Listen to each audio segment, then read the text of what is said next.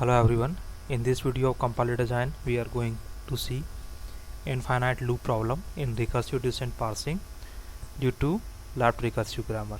Okay, so see how it takes place in recursive descent parsing. Okay, we are taking a suitable example in order to understand this problem. Suppose you have been given a grammar and you have been asked to design a recursive descent parser, but your grammar contains left recursion. Okay, so due to that recursion, if you design a parser using recursive descent parsing technique, it can fall in infinite loop problem. And what is left recursion, how to resolve it, I have already uploaded one video on left recursion and its elimination. So if you haven't watched that video, please watch that video. Okay, thereafter you can easily understand this topic here easily. Okay, so again I am repeating. Suppose you have been asked to design a recursive descent parser and you have been given this grammar, and this grammar is left recursive because of this term. Okay, I have already discussed in my video, a grammar is called left recursive if it contains at least one production rule of form this one, where a term starts with itself. That means a is a variable and it is driving a term that is starting with a itself. Okay, this is known as case of left recursion. So if your grammar contains left recursion, if you design a recursive descent parser, it will fall in infinite loop. Okay, how it will fall in infinite loop? As we know, recursive descent parsing is one of top-down parsing technique, and in top-down parsing technique we use left mode derivation. Okay, and if you design recursive descent parsing, or parser, okay, for every variable we construct a recursive procedure. If it is necessary. Okay, so suppose you have variable a, and it is having two alternatives, a comma b. Okay, so suppose you have been asked to parse this input string CABD. Okay, when parsing would start, input pointer would point to C because this is the starting symbol in a string.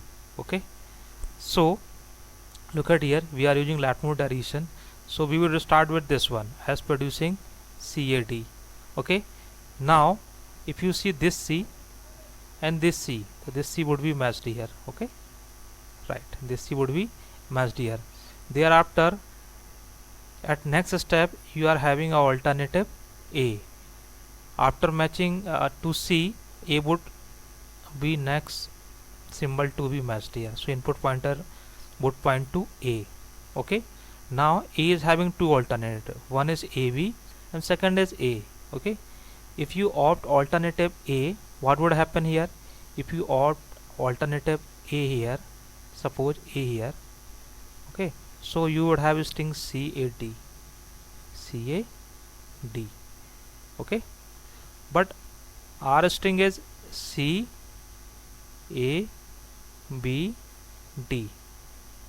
Okay, so A would be matched here, no doubt. Now input pointer would point to B.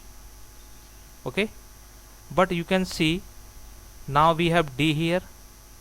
Okay, and input pointer is pointing to B, so we cannot generate this entire string CABD. We can only generate this part, and that is not enough for successful parsing. That's why we would not opt this alternative A. We would try to opt alternative AB. Okay, so at next step, at place of A, I opted AB, because in recursive descent parsing it is implemented using recursive procedure for each variable. So A is a variable. If at place of A I am opting AB,